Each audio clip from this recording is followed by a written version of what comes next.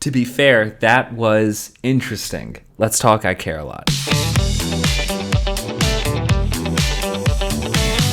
A crooked legal guardian who drains the savings of her elderly wards meets her match when a woman she tries to swindle turns out to be more than she first appears. In the moment when watching it, it's so much fun. So to the movie's benefit, I give it that. If you wanted something that was a crowd pleaser, I Care a Lot fits that bill really well. But I'm still going to be fair about this because I feel like while I enjoyed the movie, at its best, it's Gone Girl. At its worst, it's Pain and Gain. On the good side, I make that comparison because there's a genre of movie like Gone Girl or Parasite where in the middle of the movie, everything just flips on its head and you almost don't know where you are, and that's part of the entertainment value. I think for a lot of people, this movie is going to be categorized in their mind as a lot of fun, and it is a lot of fun while you're watching it, but I also think there's a large audience that feels like a movie really needs to live with you after it's over, and for me, honestly, this movie didn't live with me when it was done. Here's the thing. I will say, I think the first half of this movie is way better than the second. The first half is very much about the elder abuse. She has full control, full power.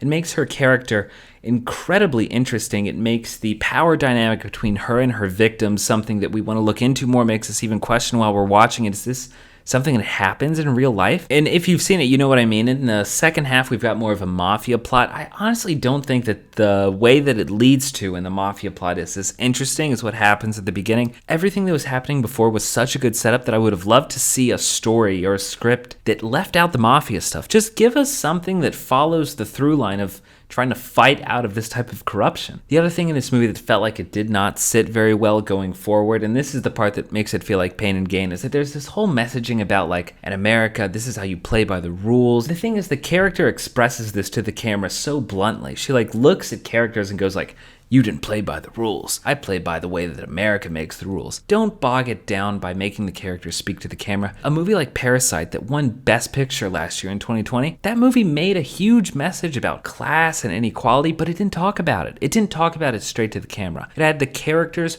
go through a story that showed it on the screen, and it made it fun in the meantime. The thing is, I Care a Lot towards the end did not make the character experience it. It made the character actually say it to the camera. And that gets boring. That gets pretty boring. If you remember back to that Michael Bay movie, Pain and Gain, it was all this thing where the characters would do a terrible thing and they'd say, oh, I did this because of America. And it was like, okay, well, it's pretty shallow. And the thing is, this movie kind of like indulges in that same level of messaging. I won't spoil it. Watch the movie. But let's say the messaging thing was not an issue. There was another issue, which is the ending.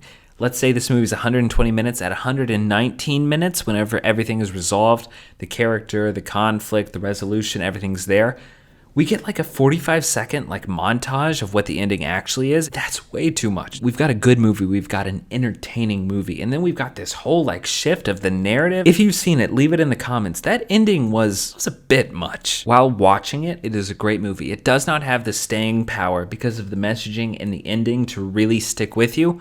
But look, if you want the type of movie that is feel good, check it out. Thank you very much for watching. This is 5 Minute Critic. Be sure to subscribe for more updates on reviews and movie news.